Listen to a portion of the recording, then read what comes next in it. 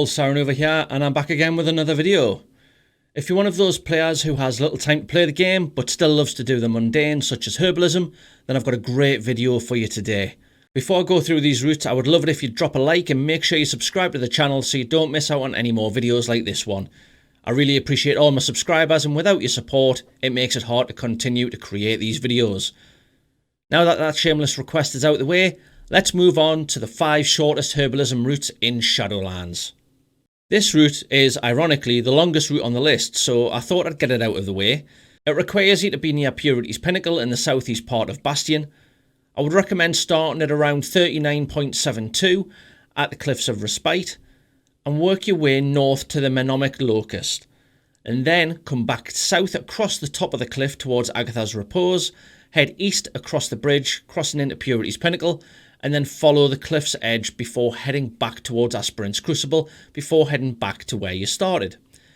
All in all, this should take you about 5 minutes, so you've got plenty of times for the herb to respawn, but you'll end up with a ton of Rise and Glory and Death Blossom by the end of it, so it's definitely worth it.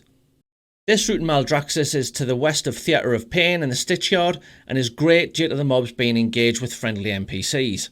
Here, you will get Marrow Root, Death Blossom, and a generous serving of Nightshade. I generally tend to start off around 40-41 and run east towards the edge of the cliffs, and then literally follow the path south next to the Theatre of Pain. You'll want to eventually head towards the cliffs at the west of the Stitchyard, and then just simply head north back to your starting point. It'll take some getting used to avoid the NPCs that do attack you, but once you're in a bit of a rhythm, you should be comfortable with this route. One downside with this route though is that it's also a heavily used area for skinners, so if you've got a dual skinner herbalist, this can sometimes be a less productive route. But don't worry, I've got an alternative for you in route number 4. The third route is in Ardenweald, and it's a very simple one. It's based at Hibernal Hollow, starting at around about 60.46. To complete this one, you simply need to run clockwise around the area and you'll farm up Virgil's Touch and Death Blossom. This route should take around 1 to 2 minutes and was once considered a hyper spawn, but it is now nerfed and it is still a very good route regardless. You can alternate between going in front of the cliffs or behind the cliffs to vary up the spawn rates as well. Highly recommended. As promised, if route number 2 in Maldraxxus wasn't your thing, then the Swamps of the Rotten Mound on the northeast side of the Theatre of Pain are a great alternative. I recommend starting around 72.45 and aim for a snaking pattern east to west. You really need to get into a rhythm with this one and understand where to avoid the drops, etc. But once you're in it, you can deviate a little when Herbalism nodes pop up so that you don't miss any spawns. A little bit longer, it does loot lots of Death Blossom, Morrow Root and Nightshade across this path. This is honestly a great route with a little variety built in, and one that I would highly recommend. The 5th and final route of this video is in Ravendrith and is a small route to the east of Darkhaven. Starting at around 68.64, you'll be going clockwise around Pridefall Hamlet and then ending up at the same spot.